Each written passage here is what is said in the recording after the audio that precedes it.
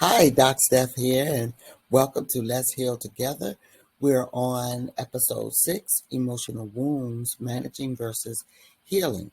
In this episode, we're going to talk about um, working towards improving our mental and emotional wellness. Difficult experiences from our past can leave an impact on the way we perceive ourselves and behave today. We respond to these experiences by protecting ourselves from more pain. These are coping skills to shield our internal suffering that leads to acting in unhealthy patterns, eventually causing even more pain, and we become um, attached to them. So it is essential to know that recovery and healing are possible by disrupting the loop attached to our stories. Emotional distress impacts our relationships and identity, um, which is close to our hearts.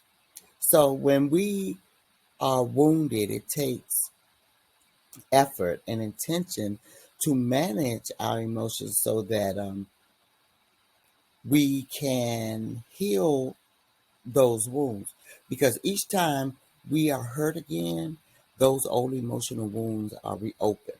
Most often, they connect deeply with the stories of our past.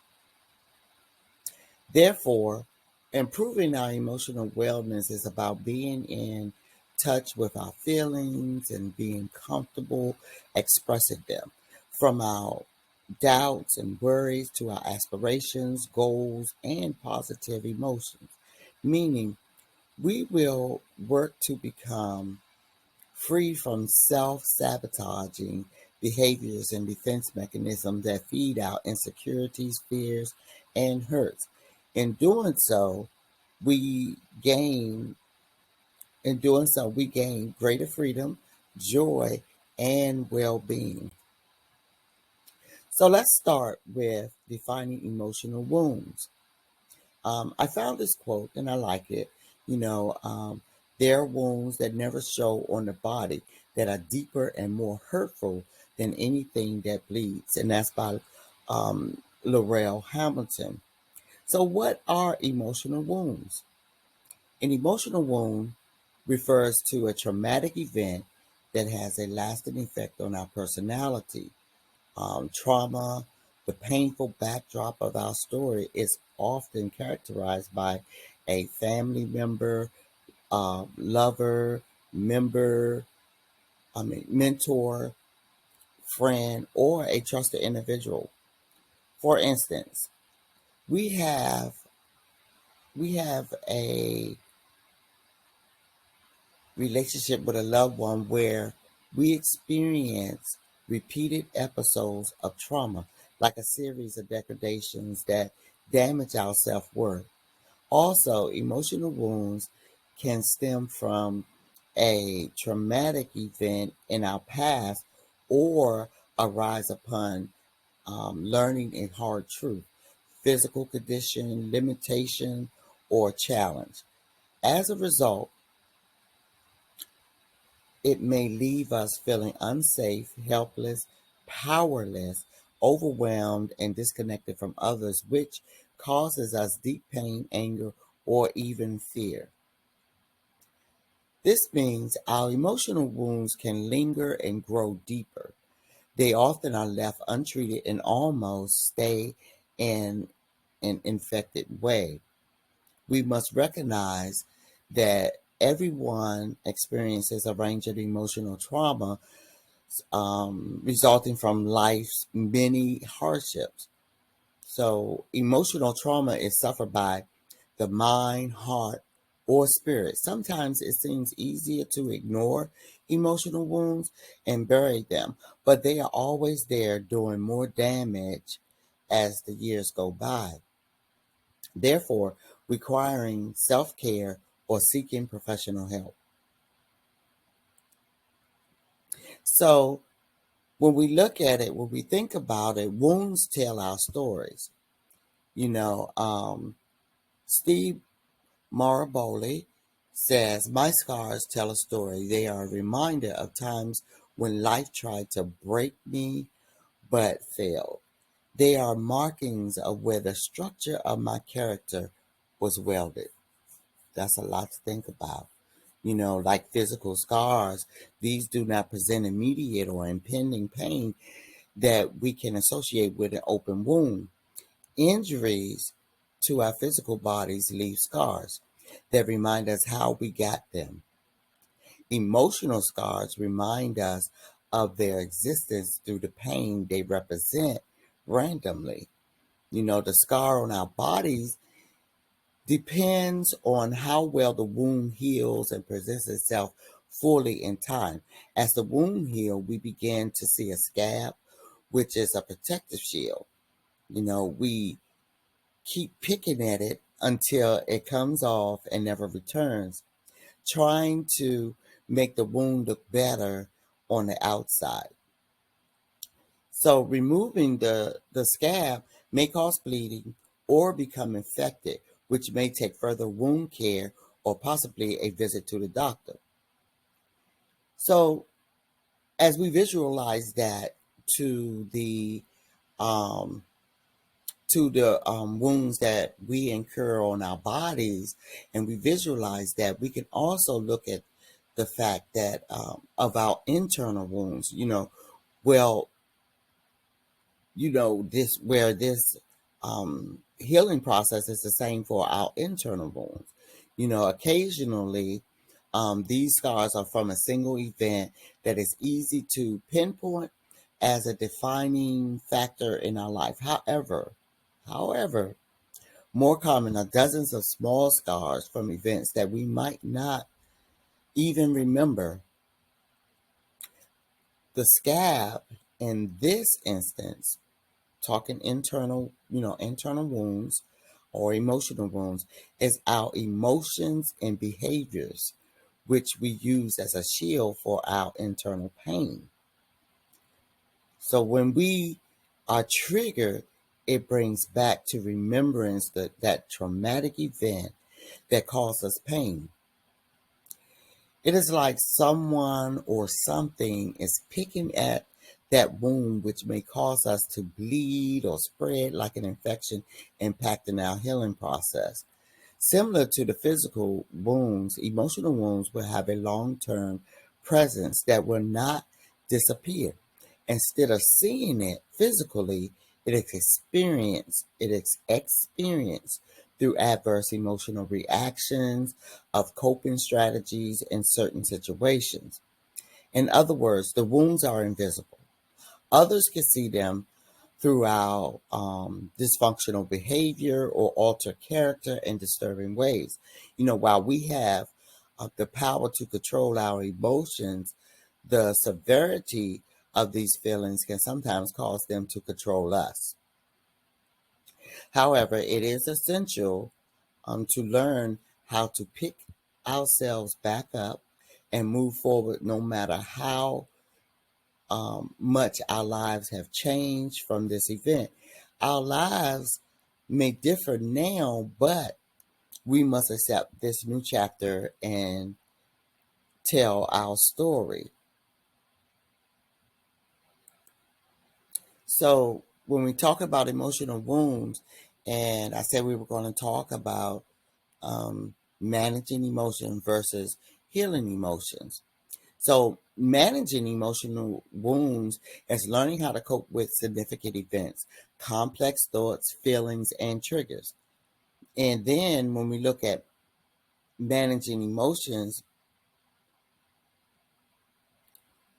means developing healthy and appropriate ways to work through.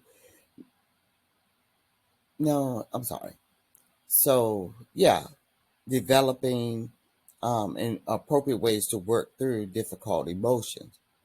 So, therefore, when we talk about healing emotions, emotional wounds, it is mastering the ability to appropriately control painful thoughts, feelings, and emotions. Healing emotions do not interfere with the present moments of happiness and peace. So when we are managing our wounds, we are, you know, we are suppressing that feeling, um, that hurt, or shielding it so that we won't get hurt again. But we're learning to, cope or get through that pain that we are currently experiencing. Versus healing, when we begin to heal, we master that coping skill so that we are more thoughtful, um, and mindful of our behavior and our reactions to that to that pain that we are experiencing. So we're gonna go a little deeper in explanation of managing emotions and versus healing emotion. So let's start with managing emotional wounds. And here's another quote. Um, Manage your emotions doesn't mean you don't express yourself. It means you stop short of hurting others and sabotaging yourself. And that's by Sue Fitzmaurice. Often we try to keep trauma from reoccurring by adopting new traits that we believe will make us stronger or more resistant to harm. This is called emotional shielding, a type of protection meant to keep us safe on the surface, keep us safe on the surface, but on the surface, we take on new character traits that seem an excellent way to ward off danger. In reality, they cause additional problems that make it difficult for us to succeed in many areas of our lives. On the other hand, it's always another hand. On the other hand, we must learn to cope with our emotions to begin the healing process. So let's see what that looks like in managing the emotion. Because in order to manage your emotion, we must be able to cope with the emotions or the emotions that we are experiencing. So dealing with emotional wounds is extremely difficult. Learning how to cope in a healthy way can be even harder. Developing good coping skills is essential to moving towards healing. We all need outlets. We need healthy ways to express our feelings and emotions. So this is just a few um, strategies of coping that I pointed out. And it's just a few. There's a list, and we all individually cope with situations differently. But in order to cope with them appropriately, I just picked out five, and you may develop even more different ways of doing it. But I just wanted to talk more about the five that, I've have identified. So most people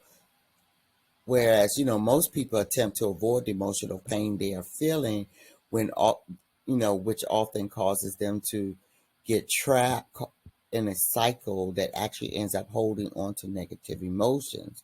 So what we want to try to do is not get trapped in that, or um, hold on to them too long, so that we can, move past them. So we release those negative emotions. Some people may use unhealthy coping mechanisms such as alcohol or substances to numb bad feelings. But guess what? Those feelings are still there. And you would just have to actually remain oblivious with substances and alcohol to actually believe that you're numb for those feelings or you won't feel them anymore. Often we do this when we do this or pick up addictions or of some sort. It is unconscious. We unconsciously do that. Unfortunately, this just temporarily masks the pain and does not help the healing process. Um, and it's not just substances or alcohol. You could become promiscuous um, in other and other unhealthy behavior patterns that will also affect your emotions negatively, disrupt your character or who you want to be, and you actually act in a different manner of who you did not want to be, if that makes sense. Another typical response to negative emotions is simply trying not to deal with them at all. Again, unfortunately, when we engage in this behavior, emotions do not heal.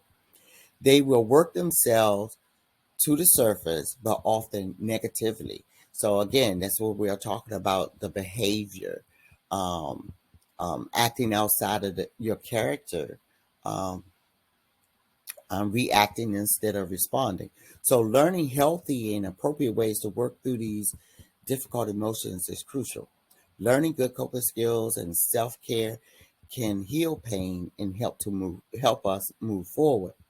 So here is some of the techniques that I listed and adapted from this blog I read by Dr. Shelley Sommerfeld.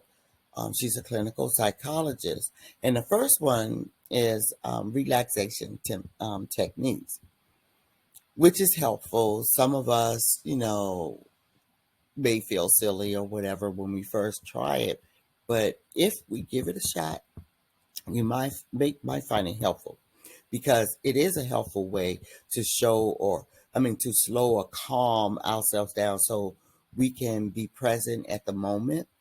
The best thing to do is to try different types of relaxation techniques to discover which ones work best for you or for me or for us. An example of one is a simple breathing exercise that could take a few short minutes to do. To start, you breathe in and count to 5. As you are doing so, hold your breath, count to 5 again, and then exhale for 5, and then repeat. This will allow us to slow our breathing, calm our minds, and focus more on how we are feeling in our overall state of being. Number 2 is self reflection. Okay. Self reflection is an opportunity to think about our role in the situation that is upsetting us and look for ways in which we can improve. It can also help us to identify and express how we have been wrong and discuss it with the person appropriately. Self reflection is a valuable tool because it teaches us ways to handle things differently, what we can change about our behavior, or how to approach a situation differently in the future. It can also help us focus on the things we can control and the positive and moving forward. Number 3, unhealthy thinking. Discovering patterns of our unhealthy thinking, such as contemplations or negative thinking, to work towards changing those patterns. For example, when we find ourselves engaging in negative thinking or pondering a dire situation, positive self talk may help change that pattern. But first, we must identify them. We are not thinking healthily and work to change it. So when we are not thinking, or if we are thinking negative or have negative thoughts, we work toward changing that. Self talk can also help in that manner. It can help deter us from holding on to those negative thoughts, like, you know, you've been hurt, or this one particular person um, seems to hurt your feelings. And instead of expressing, you have these negative thoughts about that person, you may want to change it to like self talk, to look at that person in a different light, or find some positive and find something positive about yourself as well. Because changing the way that we think can have a positive impact on the situation or that person. Number 4 Sitting with emotions. Now, sometimes that's kind of hard to do, and as difficult as it can be, it is crucial to sit and be present with how we feel. This allows us to be very aware in the present moment of how we are feeling and not dismiss or hide from painful emotions. It provides an opportunity to reflect and validate our feelings and how we are feeling. It also allows us to express these emotions and give ourselves time to cry or grieve. Again, this will help us process our feelings and work towards healing. Now, the last one, but certainly not the least, because there are so many different techniques that we could try, and that is looking forward. It's crucial to keep moving forward, not to get stuck in that pattern, not to get stuck in those negative emotions or thoughts, but we should always allow ourselves to heal because this is challenging. Um, and sometimes um, we're not able or want to be challenged or face a challenging situation. But in the process, it is important not to get stuck in a negative cycle for too long. However, working towards progress and looking for a future time when these emotions do not weigh heavily on us. Set goals for something in the future, or perhaps make plans for an activity as something to work toward and look forward to. For instance, okay, this is probably a really good one because a lot of times we go to work and probably by midday or sometimes when people just arrive at work, we're ready to go home. And so if you look at your work as a way of saying, instead of looking at it negative, I don't want to be here, I want to go home, da da da da, but I got all this work to do, we could turn that around and say, hey, let me knock this work out so I can go home. It's just so many different ways that we could turn those negative thoughts into something positive or for something to look forward to. Um, if you have children, you may want to say, talk to yourself about, wow, these are amazing kids. Um, I look forward to seeing them grow up, what they will become. So just filling your mind with things to look forward to can also ease the pain of these negative emotions. And therefore, it is a challenge, but a purposeful challenge that can actually be quite helpful in promoting healing. As I said before, this is just a short list to get us started. Working through painful emotion is never easy. The importance here is that we are finding healthy activities and coping mechanisms that will positively promote our healing. Each person is different. Each of us are different. And our situations or our experiences are different. Therefore, the coping strategies and personal preferences will also be different. I'm just, throwing out some examples or possibly, hopefully, giving you some information and some tools that you could use to get you started. We must find things that work well for us and stick to them. That's a challenge, sticking to them. Painful emotions take time to heal. So don't give up immediately. Keep moving forward and working on, our own self care. All of this is a part of our self care, us loving ourselves. Healing will come and we will get through it. So don't, be so quick to give up on that because um, we can't get through it. Give it time, give yourself time. There's no expiration date, for healing. Just keep working at it and moving forward. So now we're going to move on to healing emotional wounds. And another quote, I love quotes, as you can tell. True emotional healing doesn't happen without feeling. The only way out is through. by Jessica Moore.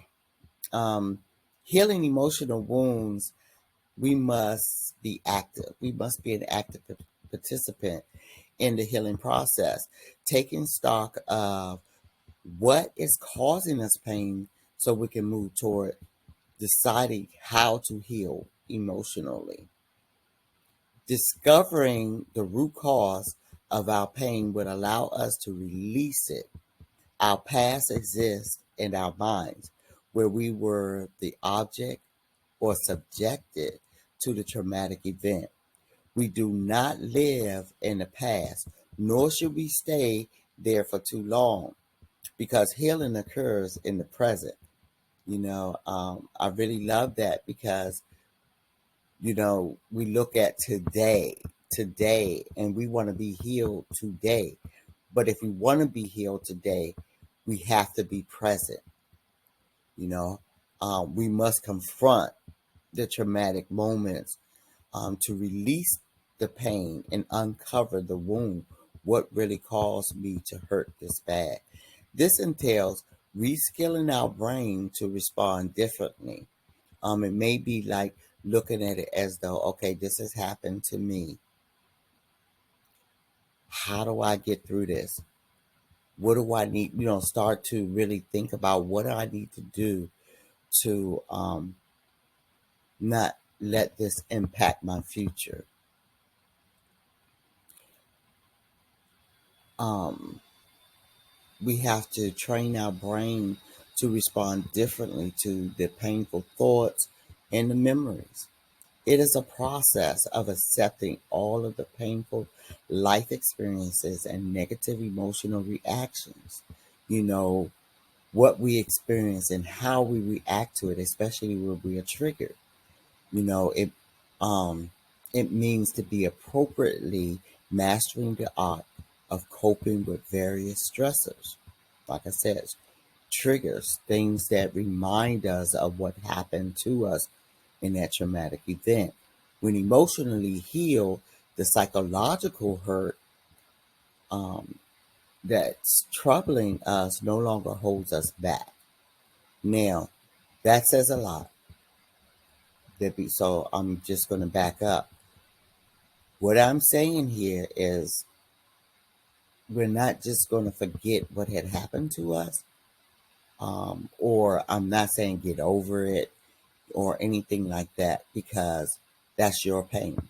That's our pain. And I own my pain. And you can own your pain too. But it's how you respond to that pain in your present and in your future. Um, Not allowing that pain to hold you back to all your possibilities of a brighter future. The mental wounds begin to close and there's no significant pain. And that says it, and it says a lot, because it's not saying that the memories won't be there. What it's saying is that those wounds begin to heal and it's not as painful as it was when you think about it or feel triggered or stressed. The pain is not as painful as it was yesterday, because today you feel you feel less of the pain, and you're able to think clearly. You're able to respond appropriately. You're able to just be able to deal with it and not hide from it. During the healing process, the past will not be a barrier to living in the present moment happily and peacefully. Healing emotions and changing negative thoughts will allow us to gather all our broken parts. It pushes us to come to terms with the grief in our own time, thereby becoming stronger and more confident from the inside out. So, just as we talked about little bullets of managing wounds, let's talk about 5 stages of transformation um, of the emotional, for emotional healing. We'll talk about surrender, happiness, confrontation, expression, and acceptance. Um, these could be looked at in various different ways, but these are, again, just 5 of the ones that I selected that I thought would be helpful, um, that I thought would be helpful to us. You know, so let's start with surrender to suffering. And what that means is denial of painful emotion leads to emotional suffering. In the dynamic healing process, we must be present with our emotions and feel the essence of the pain. We must see things from a new perspective and identify where our emotional wounds came from in order to release ourselves from them entirely. And some of us may know exactly where it came from, but over time, um, like I said, when we talked about um, the wound spreading like an infection, we pick up other feelings, other emotions, um, other behavior patterns. So we may act a certain way, but we fall short of identifying why we are acting that way, and or unable to connect it with that past traumatic event. And that's what, you know, that's telling us that um, those things that we have avoided from that pain, but also have picked up some other unhealthy habits that we can identify or connect with that pain. Therefore, it is best to try not to avoid or escape from the pain, but rather to take baby steps towards small improvements in our mood, ability to cope with triggers, relationships, self esteem, and the ability to complete daily activities. Small, manageable, incremental changes will create feelings of success, hope, and encouragement that are important to carry us through our healing process. So, taking those small steps may be huge accomplishments to us. Others may not understand it, but that's okay. Long as we feel good about that and we are taking those small steps towards improvement. Number 2 is awareness leads to acceptance. Increasing awareness of our emotions enables us to name the feeling. Knowing our feelings is the first step to resolving those negative feelings that creep up on us. Sometimes certain events can remind us about the past traumas we have experienced. This is called a trigger, and we've been talking about that on and off. Um, you know, when it happens. So we may react in undesirable ways, like exploding in anger or wailing excessively. We may ask, why do I feel like this? What exactly do I feel when I'm triggered? When did I experience similar emotions for the first time? Therefore, awareness is an action based stage and often a difficult task where understanding painful emotions help in healing wounds that are deep within. Knowing our emotional state can better equip us to cope with it and respond accordingly. To become the person we want to be. As I was talking about, the person that sometimes the person that we want to be is not the person that we present to others. So, stage 3 is confronting our emotions. No, it's not easy to open up a can of worms and face the trauma we buried a long, long, long time ago. It can be overwhelming and scary. Emotional healing objectively faces or confronts the emotional pain that has been avoided. The process is Being aware of our emotions, identifying what triggered that emotion, and then facing them head on. We must be willing to process feelings about our past. As we move further in the process or after facing our negative feelings, we can try to accept those emotions and find ourselves feeling better. Going through this process will enable us to understand that we have the power to change because we are the director of our own stories. You know, let's not let our pain tell the story or direct the story or the path or even to the end of the story. Not, don't let our pain be the end of the story. You know, one effective way to harness the power we have within will cultivate our inner me by having honest self-talk to analyze the emotional problems. Practice positive affirmations consistently to strengthen our internal capacity. Then we will be ready to take a trip down memory lane and face our past traumas.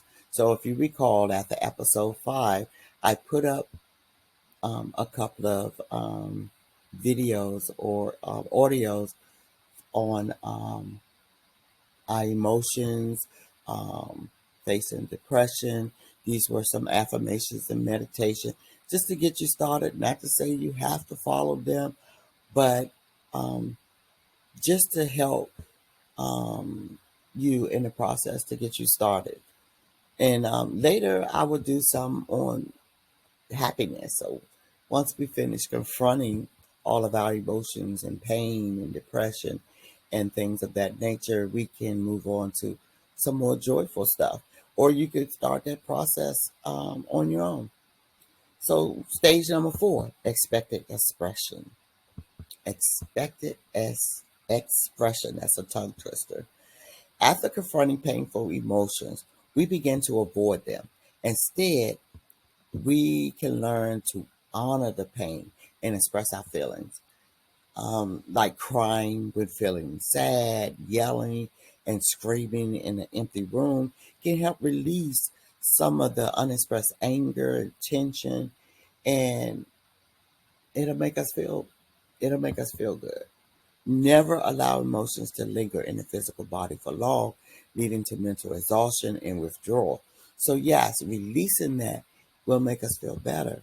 Um, you have to try it before you say, I'm not doing that, because I was real leery when I was once told to do that, to take a drive, sit in my, pull over in a safe spot, safe area, and just scream, and I was like too prideful. I'm not doing that. I'm not doing that. But one day I did try it. And then, and in the beginning, when I first did it, I had to laugh at myself, because first I felt ridiculous.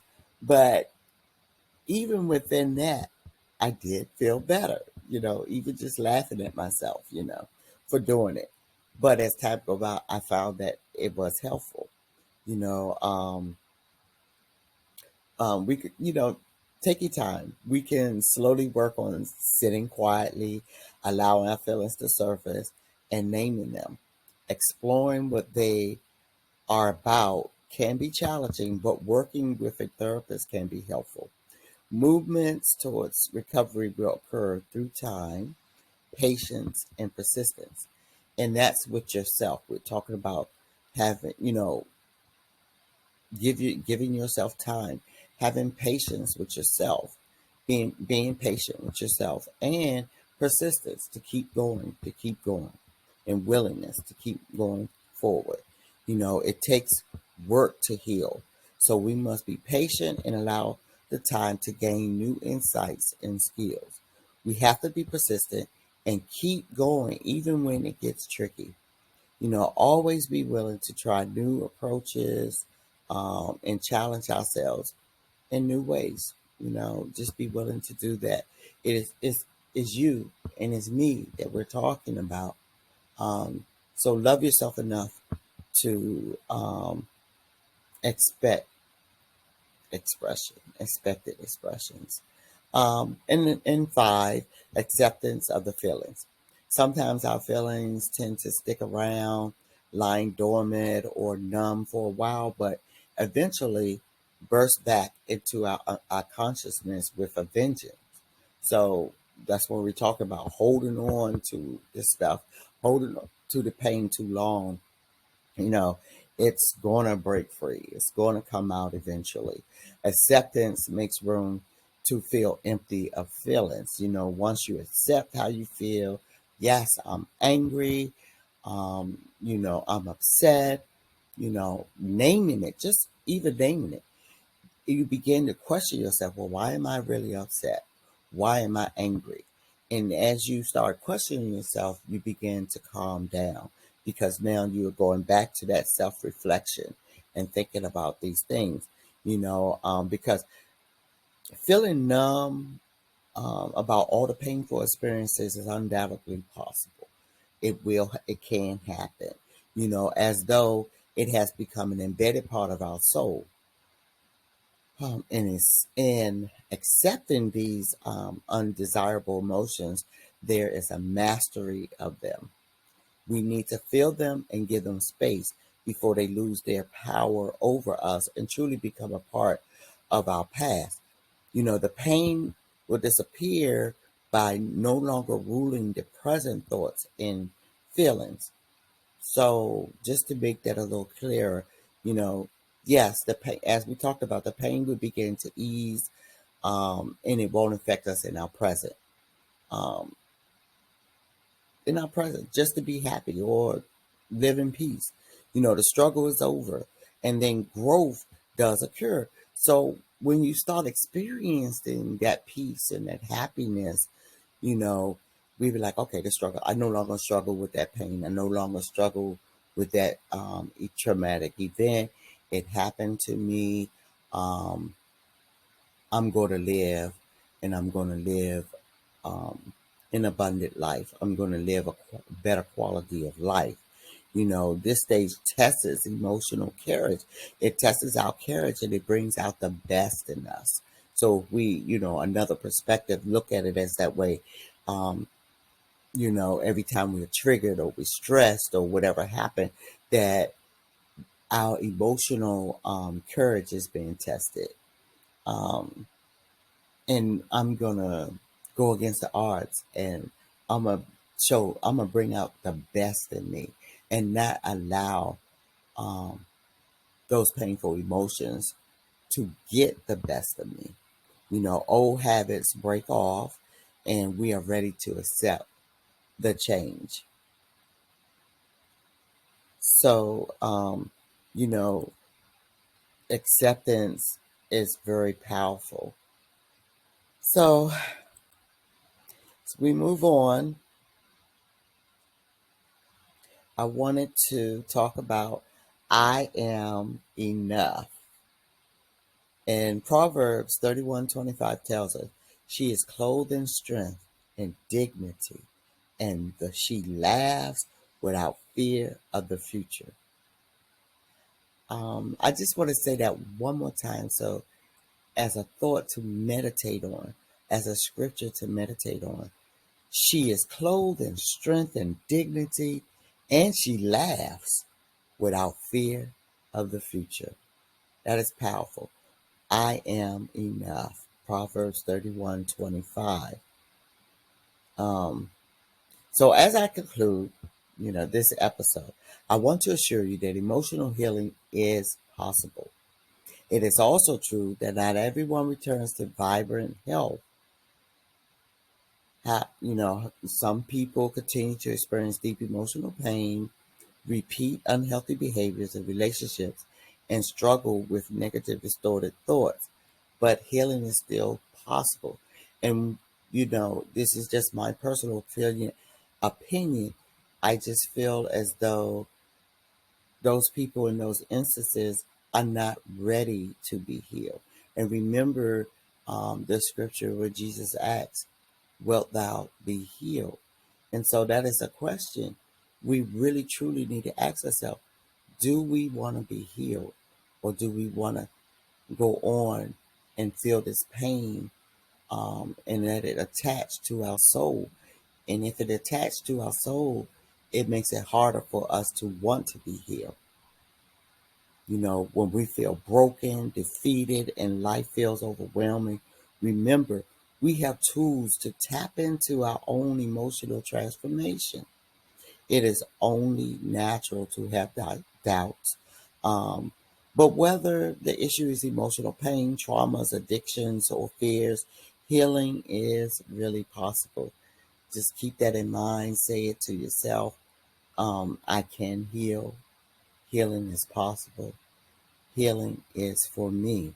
We may find that the root cause is the feeling of not being enough or loss of self worth. When I say it attached, that negativeness attaches to your soul. And then we feel like I'm not enough. I'm not being enough. I'm not enough. That is a loss of self worth. It is the feeling of not being smart enough, attractive enough, intelligent enough, or interesting enough. We cannot allow these feelings to keep us from reclaiming our self worth. Therefore, healing is not meant to be done in isolation, although it is not easy to ask for help, especially if we have been betrayed in the past. There are many benefits to reaching out for help,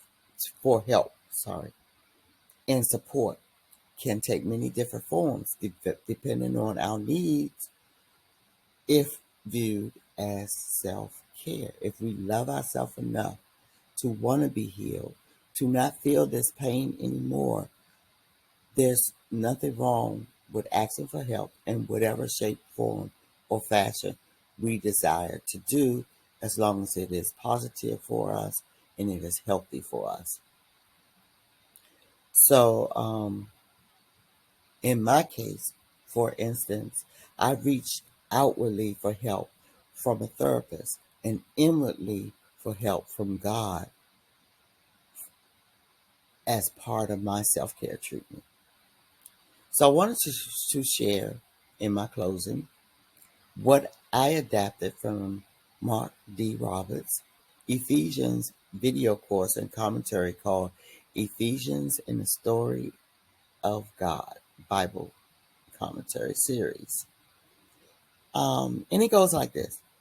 I'm reminded that God, who created us in his image and likeness, has deemed me worthy from the day I was born. God whispered my value and importance into the core of my being by the birth of his son Jesus. Jesus deemed us worthy of redemption, adoption, and reconciliation. God proved us worthy of the blood of his son. Nothing can change what God has done for us.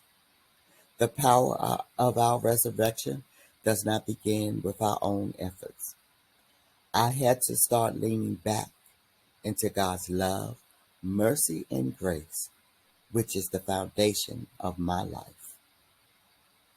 We have to see ourselves in God's story and handiwork, allowing his vision of creation to transform our sense of identity and purpose already prepared for us. Let the story of God's grace sink in and change us. God's grace can change our story, and our emotional wounds can turn into a testimony of how we overcame. Amen. So that concludes episode 6 of managing emotional wounds versus healing emotional wounds. Thanks for watching. Don't forget to like, comment, and share. And please subscribe. Stay tuned for more episodes. God bless.